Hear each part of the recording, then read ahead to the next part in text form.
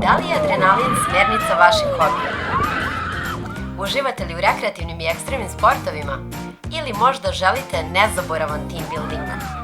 Onda je rafting limom prava preporuka za vas. Spremamo se na rafting limom. Vreme se maksimalno trudi da nam oteža, ali pravim avanturistima duh ne pusno staje.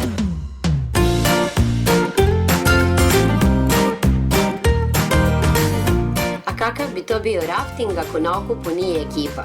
Zato su sa nama dva tima iz Mađarske, a moje pojačanje su Dobrivoje i Angela.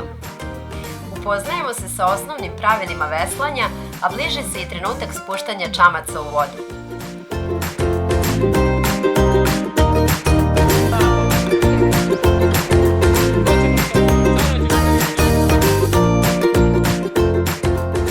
Veslamo na dva jezika, a Angeli i meni zabavnije su komande na mađarskom. Kako ide val kontra, Anđelko? Odlično! Ajmo, opet bolje!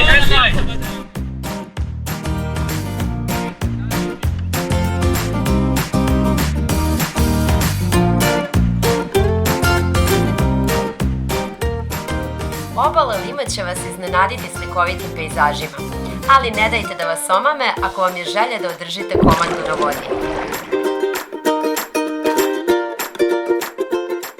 Takmičarski duh ne napušta ekipe na čamcima, a kako se brzaci nižu i uzbuđenje raste.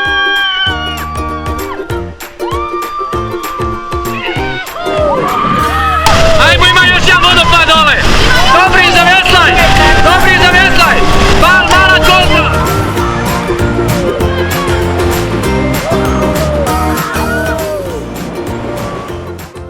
Pristižemo polako i do cilja i s osmehom sumiramo utiske.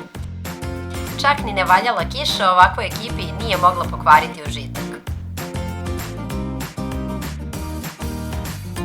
Ako vam se ova avantura svidela, imam odličnu vest. Uskoro slede nove na našem YouTube kanalu. A ako se vidite u raftingu limom sa svojim ljudima, rezervišete ga na sajtu Serbian Adventures.